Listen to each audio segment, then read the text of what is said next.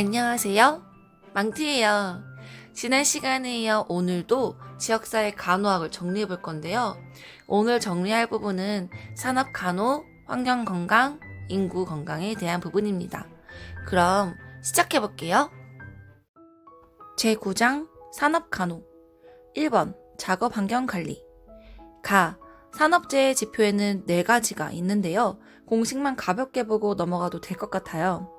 첫 번째, 건수율은 일정 기간 중 평균 종업원수 분의 일정 기간 중 재해 건수 곱하기 1000으로 구하며, 두 번째, 도수율은 일정 기간 중 연 작업 근로시간수 분의 일정 기간 중 재해 건수 곱하기 100만으로 구하고, 세 번째, 강도율은 일정 기간 중 연 작업 근로시간수 분의 일정 기간 중 작업 손실일수 곱하기 1000입니다.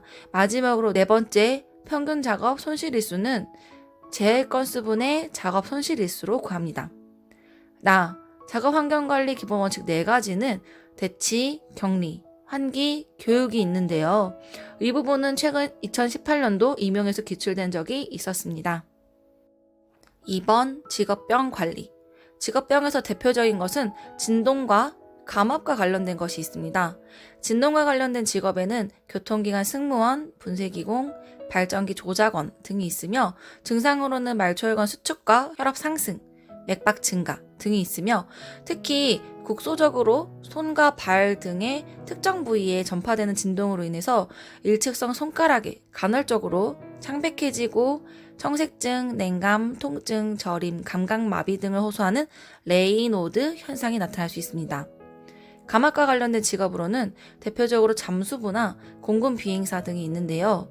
잠암병이라고 하는 이 질병의 발생 기전을 기억해두면 좋을 것 같아요.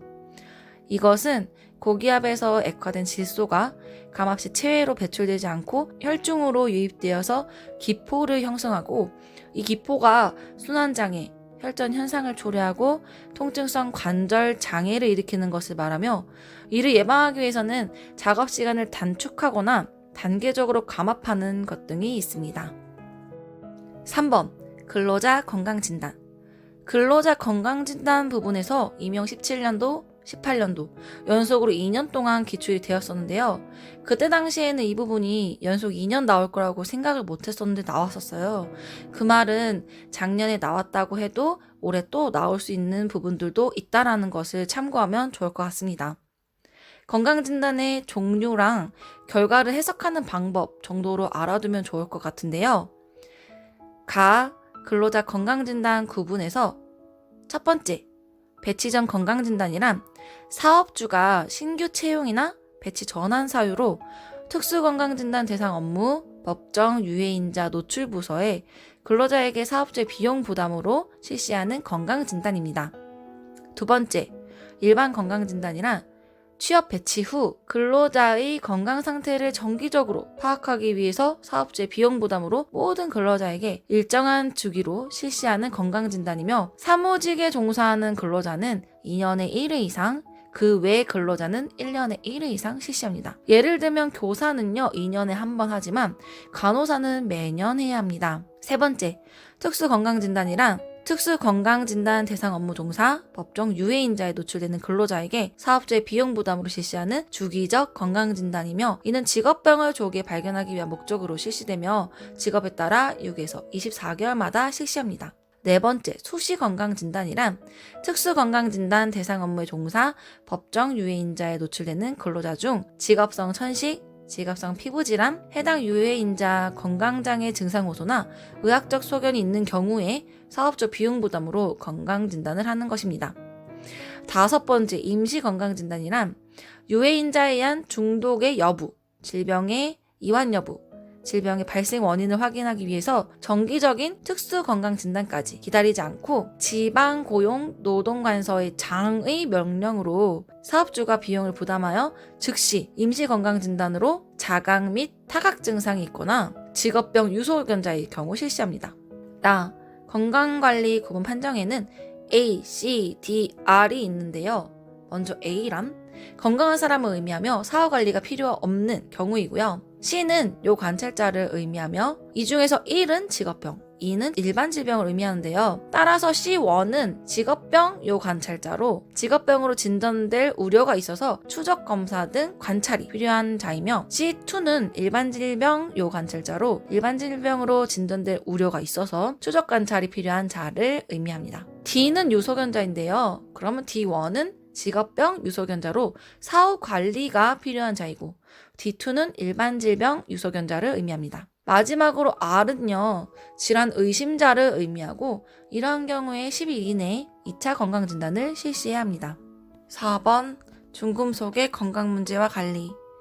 중금속에서는 종류와 관련 직업과 증상, 응급처치를 기억해두면 좋을 것 같아요. 납과 관련된 직업에는 납광산, 건전지 제조업, 페인트 등이 있는데요. 중독 증상으로는 급성뇌증, 심근마비, 철분 결핍성 빈혈, 구강치음부에 청회색선이 나타나고 복통과 국토 등이 발생합니다. 혈액검사 시에 적혈군의 프로토폴피린이 증가하고 소변검사상 코프로폴피린이 검출되는 것이 특징이에요. 수음과 관련된 직업에는 체온계, 형광등, 사진공업, 도금 등이 있는데요. 중독 증상으로 유명한 질환은 미나마타병이며 수온에 노출된 어패류를 먹고 발생하게 되며 신경장애, 청력장애, 언어장애, 사지마비 등의 증상을 보이는 질환입니다. 그 밖의 증상으로는 정신흥분증, 금속성 입맛이 나고 잇몸이 붓고 압통이 있는 구내염과 근육 진전 등이 있습니다. 급성 중독 시 응급처치로는 우유, 달걀 흰자를 섭취하여 수온을 침전시키고 위세척을 통해 배출하는 것이 있습니다. 크롬의 중독 증상으로는 비중격 천공이 대표적이고 그 밖에도 결막염, 폐렴, 신부전, 자극성 피부염 등이 발생할 수 있습니다. 응급처치로는 우유와 비타민C를 섭취한다고 해요. 카드뮴과 관련된 직업에는 축전지 제조, 도금, 반도체, 자동차, 비료 등이 있는데요. 카드뮴 중독과 관련 질환으로는 대표적인 것이 이타이 병이 있으며 이는 골연화증, 보행장애, 심한 관절통을 증상으로 하는 질병입니다. 이타이라는 말이 일본말로 아프다라는 말이래요. 베릴륨과 관련된 직업에는 우주항공산업, 컴퓨터 제작, 형광등 및 네온사인 제조 등이 있으며 만성 중독 시 폐에 유가종성 변화를 유발합니다. 5번 VDT 증후군. VDT 증후군이란 컴퓨터의 스크린에서 방사되는 X선, 전리 방사선이 유발하는 정신적 스트레스, 생리적 반응, 두통, 시각장애와 컴퓨터 작업으로 인해서 목, 어깨, 손목 통증, 저림, 얼얼함 등의 증상을 통칭하는 용어인데요. 거북목 증후군이나 수근간 증후군도 VDT 증후군 증상에 포함된다고 해요. 이를 예방하기 위해서는 보안경을 착용하고 실내 적절한 조명을 유지하고 모니터와의 거리를 40cm 이상 유지하며 키보드의 위치와 책상과 의자의 높이를 적절하게 유지해주고요. 주기적으로 휴식을 취하거나 스트레칭 등을 실시하는 것입니다. 제10장 환경과 건강. 2번 내분비계 장애물질. 내분비계 장애물질이란 쉽게 말해서 환경 호르몬을 의미하고요. 마치 인체 내에서 호르몬과 유사한 작용을 하거나 호르몬의 작용을 방해한다고 해서 내분비 교란물질이라고도 합니다. 종류를 간단하게 살펴볼게요. 다이옥신은 폐기물 소각 과정에서 발생하는 물질입니다.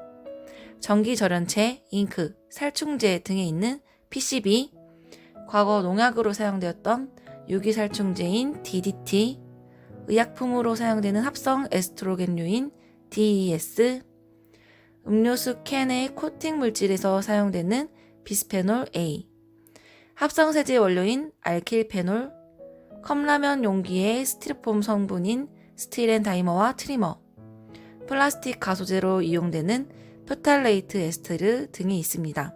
이러한 환경 호르몬들이 인체에 미치는 영향은 크게 3가지가 있는데요. 호르몬 유사작용, 호르몬 촉발작용, 호르몬 봉쇄작용을 하여 내분비에 이상이 생기게 됩니다. 특히 생식 기능의 저하나 기형을 유발하고 암 발생률이 증가된다고 해요. 이를 예방하기 위해서는 첫째, 육류보다 곡류, 채소, 과일을 먹는 게 좋은데요. 그 이유는 환경 호르몬이 지방에 농축되기 쉽기 때문입니다. 둘째, 일회용품 사용을 자제합니다. 셋째, 강한 세제를 사용하지 않습니다. 넷째, 살충제의 과도한 사용을 억제합니다. 마지막으로 다섯째, 폐건전지나 형광등 등의 유해 폐기물 처리 시 올바른 방법으로 처리하는 것입니다. 3번 기후, 온열 조건이란 기온, 기습, 기류, 복사열을 의미하며 최적 온도란 체온 조절에 가장 적절한 온도를 의미합니다. 주관적 최적 온도란 감각적으로 가장 쾌적하게 느끼는 온도인데요. 이 온도는 17에서 18도라고 해요. 감각 온도란 체감 온도를 의미하며 실제로 감각을 느끼는 온도 작용을 측정하기 위해 기온, 기습, 기류가 종합하여 인체에 주는 온감인데요. 고온, 고습, 무풍인 상태에서 감각 온도가 높아진다고 합니다. 쾌감대란 안정시 차기 상태에서 바람이 없는 상태에서 쾌적하게 느끼는 기후 범위로 쾌감 온도는 17에서 18도이고 쾌감 습도는 60에서 65%입니다. 습구, 흡구, 온도 지수는 고온 장애를 방지하기 위하여 고안된 온열 평가 지수이며 불쾌 지수란 기온, 기습의 영향으로 인간이 느끼는 불쾌감을 의미합니다. 불쾌 지수가 70이면 10% 사람들이 불쾌해하고 75이면 50% 사람들이 불쾌해하며 불쾌 지수가 80이면 거의 모든 사람들이 불쾌해하고 85 이상이면 모든 사람들이 견딜 수 없을 정도의 불쾌한 상태를 의미합니다. 카타 냉각력이란 기온, 기습, 기류의 3대 요소가 종합하여 인체의 열을 빼앗는 힘을 말합니다. 4번 대기오염. 대기환경 기준에는 아황산가스, 이산화질소, 일산화탄소, 미세먼지 PM10, PM2.5, 오존, 납, 벤젠이 있는데요. 첫 번째, 아황산가스는 자극성이 강한 대기오염 물질로 산성비의 원인이며 석탄이나 석유를 사용하는 공장에서 많이 발생합니다. 인체에 미치는 영향에는 천식, 점막 자극, 위장장애, 면역력 약화를 유발하고 자연에는 농작물 피해와 백화 현상을 일으킵니다. 백화 현상이란 나뭇잎이 하얗게 변하는 현상을 말합니다. 그 다음으로 두 번째, 이산화질소란 일산화질소보다 독성이 강하며 눈을 자극하고 호흡기 질환을 유발합니다. 세 번째, 일산화탄소는 무색, 무취해 가스로 불완전 연소 시 발생하는데요. 석탄이나 가솔린을 사용하는 자동차에서 많이 발생합니다. 인체에 미치는 영향으로는 산소 결핍, 신경계 이상을 유발해요. 네 번째, 미세먼지. 미세먼지가 가장 중요한데요. 인체에 미치는 영향에는 호흡기 질환, 심혈관계 질환, 면역기능 저하, 알레르기 질환, 시야 감축을 유발하고 미세먼지 예보는 표를 보면서 설명드릴게요. 여기에서는 먼저 기준을 기억하고 나쁨과 매우 나쁨 시에 민감군과 일반군의 행동 요령을 구분해야 합니다. PM10 미세먼지는 좋음은 0에서 30, 보통은 31에서 80, 나쁨은 81에서 150, 매우 나쁨은 151 이상인데요. 30, 80, 150으로 기억해두면 되겠죠? PM2.5는 초미세먼지이고요. 좋음은 0에서 15, 보통은 16에서 50, 나쁨은 51에서 100, 매우 나쁨은 101 이상입니다. 15, 50, 100으로 기억하면 되겠네요. 나쁨 단계에서 민감군은 장시간 또는 무리한 실외 활동을 제한하고 특히 천식을 앓고 있는 사람이 실외에 있는 경우 흡입기를 더 자주 사용할 필요가 있고 일반인은 장시간 또는 무리한 실외 활동 제한과 특히 눈이 아픈 증상이 있거나 기침이나 목의 통증으로 불편한 사람은 실외 활동을 피해야 합니다. 매우 나쁨 단계에서 민감군은 가급적 실내 활동을 하여 실외 활동 시 의사와 상의해야 하고 일반군은 나쁨 단계와 동일합니다. 오존에서는 오존 경보제 발령 기준이 중요한데요. 주의보는 0.12 ppm 이상이며 이때에는 주민의 실외활동 자제, 자동차 사용 자제 해야 하고요.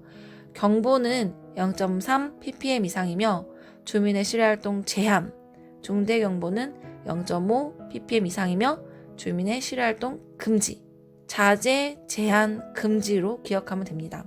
성층권에서 오존층이 파괴되는데 그 원인 물질은요. 프리온가스, 메탄가스, 이산화탄소, 할론, 산화질소이며 이로 인해 자외선이 지구에 직접 도달되어 피부암과 백내장이 유발됩니다. 기온 역전이 발생하는 기전으로는 고도가 상승되어도 기온이 상승하여 상부의 기온이 하부 기온보다 높기 때문에 순환되지 않고 대기가 안정되어서 공기의 수직 확산이 일어나지 않는 현상을 말하는 건데요. 그 종류에는 복사성 역전, 침강성 역전, 지형성 역전 이 세 가지가 있습니다.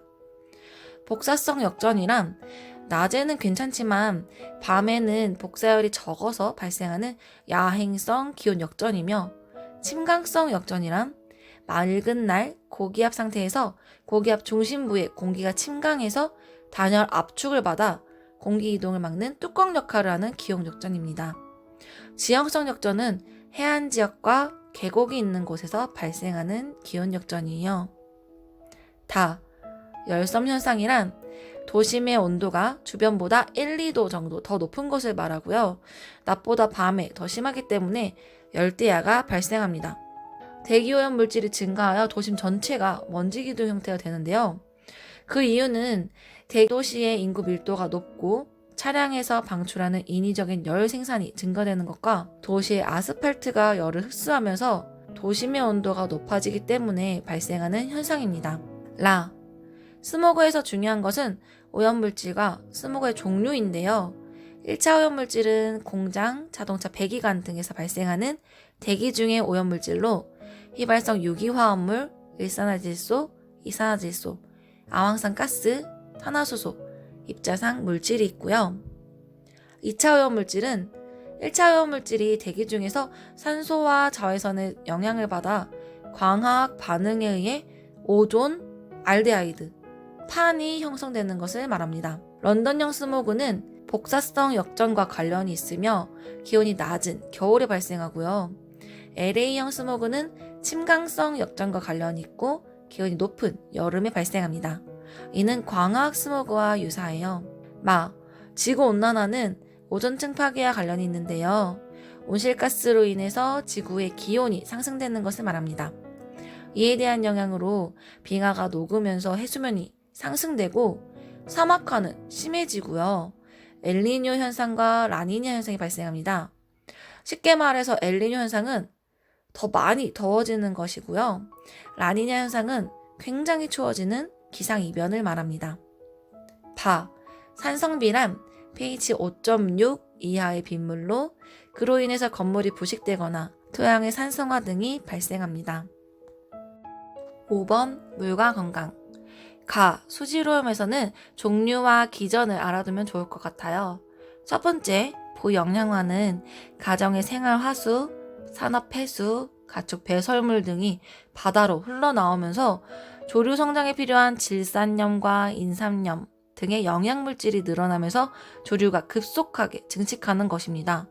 이에 대한 영향으로 허기성 세균이 갑자기 증식하면서 산소가 부족해져서 물이 썩게 되고요. 그로 인해 다량의 물고기가 죽게 되겠죠. 부패하면서 용존산소가 감소되어 혐기성 세균에 의해 악취가 발생하게 됩니다. 두 번째, 적조현상이란 부영양화된 해수에 의해서 식물성 플라크톤이 다량으로 번식하면서 바다, 호수가 붉게 되는 현상인데요. 수온이 상승되거나 무풍 상태가 지속되면 더 심해진다고 합니다. 적조현상에 의해서 물속의 산소가 부족해져서 물고기들이 죽게 되고 수질오염이 됩니다. 마지막으로 세 번째, 녹조현상은 영양염류 과다로 인해서 호수에 녹조류가 다량으로 번식해서 물빛이 녹색으로 변하는 현상인데요. 예전에 이게 그린티 라떼라고 하면서 많이 이슈가 되었었죠. 상수 정수 과정은 5단계로 침사, 침전, 폭기, 여과, 소독을 거치게 되는데요. 침사는 이물질을 가라앉히는 과정이고요. 침전은 보통 침전과 약품 침전으로 구분됩니다.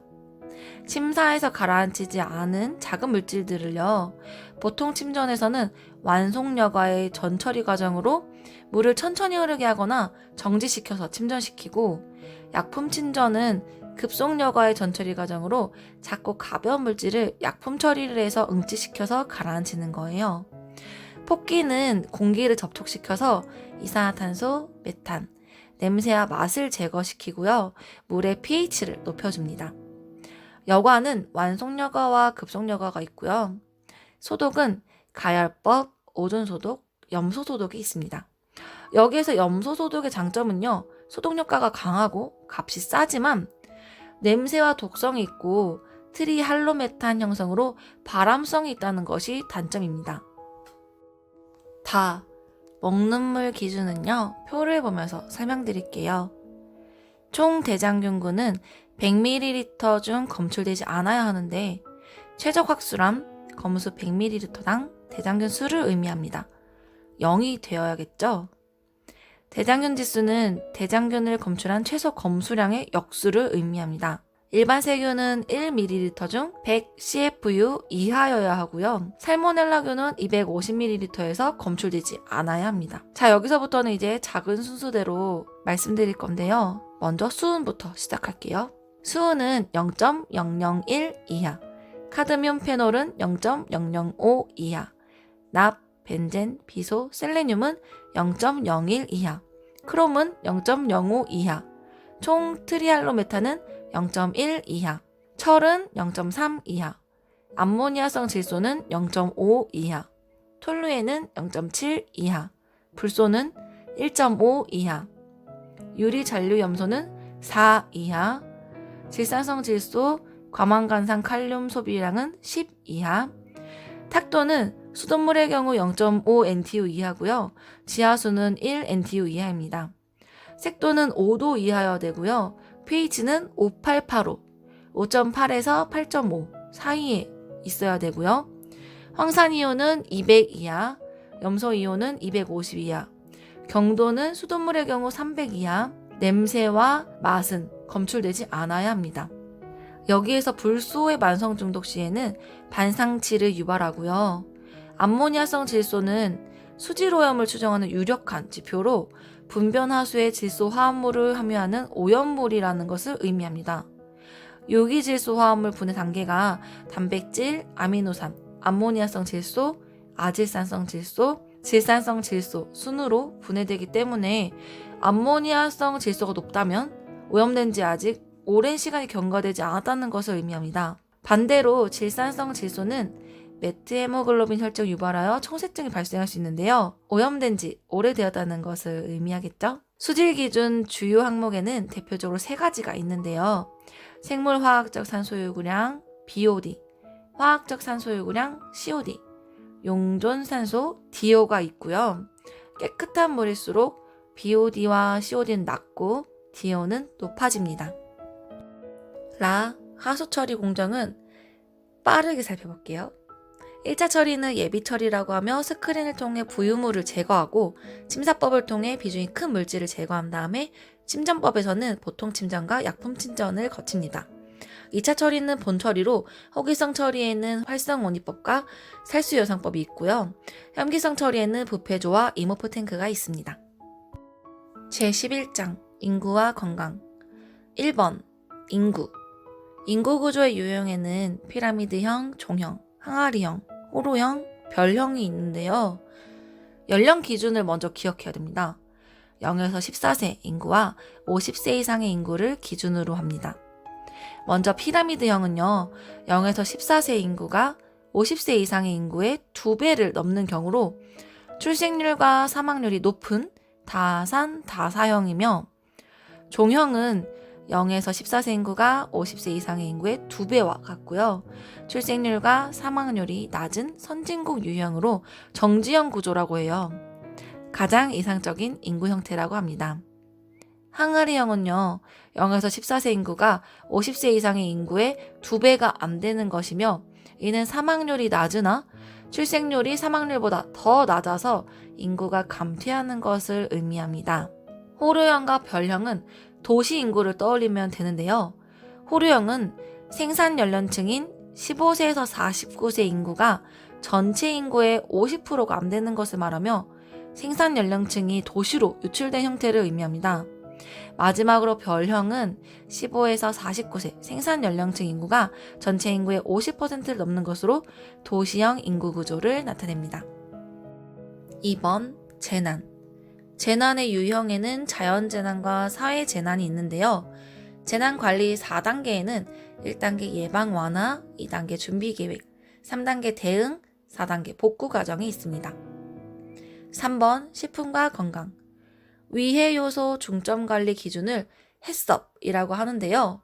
해썹의 7단계를 살펴보면 1단계 위해 요소 분석, 2단계 중요 관리점 결정, 3단계 한계 기준 설정, 4단계 모니터링, 5단계 개선 조치, 6단계 문서화, 7단계 검증이 있습니다.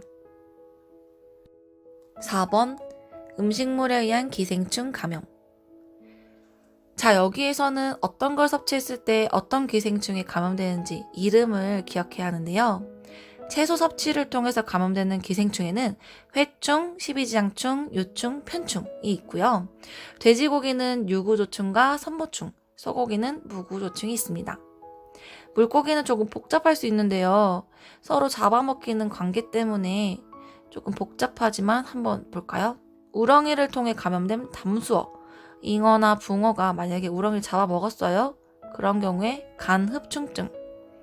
다슬기를 통해 감염된 은어를 섭취한 경우에는 요코가와 흡충 또는 다슬기를 통해 감염된 민물 갑각류인 게나 가재 섭취 시에는 폐흡충증, 물벼룩을 통해 감염된 연어, 송어, 농어 섭취 시에는 광절 열두조충, 물벼룩을 통해 감염된 가물치, 뱀장어, 미꾸라지 섭취 시에는 유국악구충, 해상 갑각류를 통해 감염된 대구, 청어, 오징어, 고래 섭취 시에는 아나사키스에 걸릴 수 있습니다.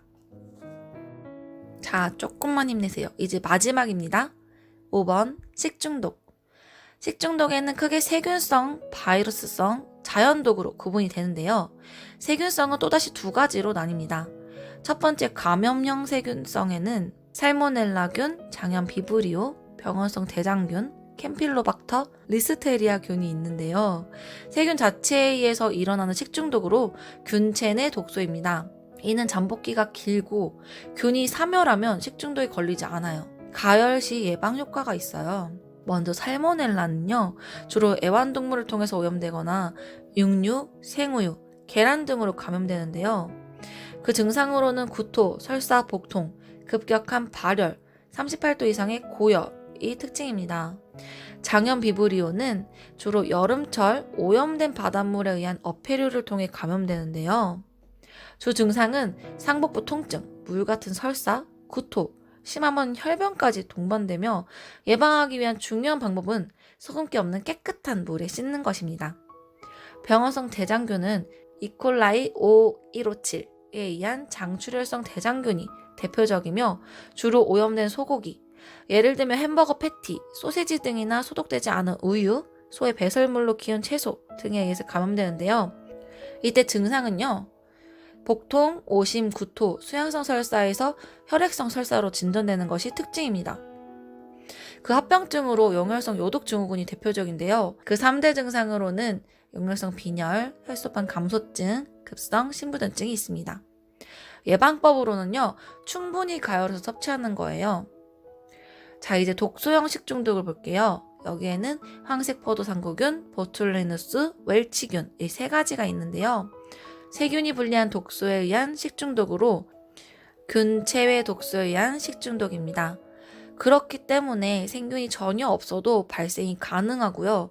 가열에 의해서도 예방 효과가 없는 경우가 많아요.